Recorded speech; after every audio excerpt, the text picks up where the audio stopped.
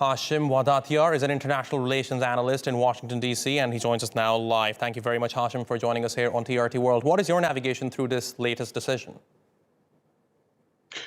Thank you. Remember that the Afghans appreciate programming the Afghans' money towards Afghans. These billions of dollars belongs to Afghans. The 9/11 attacks were carried out by the Arab nationals, trained in Pakistan. Their leader, Osama bin Laden, was found in Islamabad. So programming the money of the destitute Afghans for other purposes is absolutely unfair.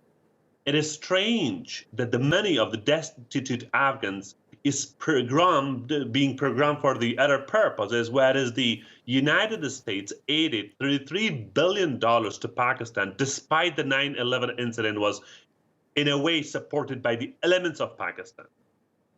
Therefore, the requests of the Afghans is that this money needs to be fully programmed for Afghans. It is also understandable that the Taliban does not have the capacity to come up with a strong proposal that how they will program this money and how they will spend the money. It is also totally understandable that a concern that the United States is having that if this money is given to the Taliban, this will be in a way again given to Al-Qaeda and other terrorist groups in Afghanistan, or the remaining to the suicide attackers, which is fully understandable, and the Afghans do not support that. But what the Afghans support is that there's one clarity.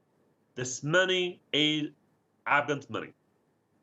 Indeed. Now, let me ask you, what do you think prompted the Biden administration to allocate half of Afghanistan's money to the victims of 9/11?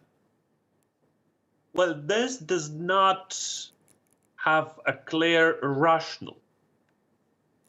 That half of this money is programmed for the humanitarian purposes for Afghanistan, and half of them is allocated to the victims of the 9/11. There is no, like, these money does not belong to Al-Qaeda. This money does not belong to the Taliban. This money do not belong to the other terrorist groups who are one way or another threaten the United States or has been threatening the United States.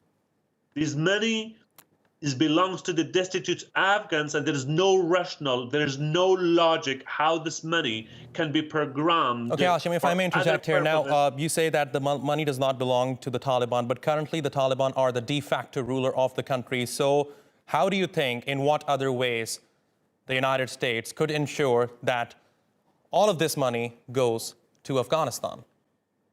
There are so many ways. There are humanitarian organizations. There are non-governmental organizations. They are neither the Americans organization nor the Taliban organizations, that through these means, the money could be programmed and allocated for the destitute Afghans in Afghanistan. Because yes, it's absolutely understandable that the Taliban are the de facto regime, but not government.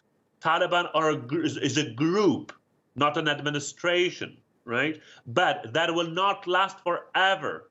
Finally, Afghanistan will own a democratic government soon or later. The worst case scenario, the money has to remain and should be preserved until we have a proper government elected by its people. All right, Hashim Wahdatyar, thank you very much for talking to us here on TRT World.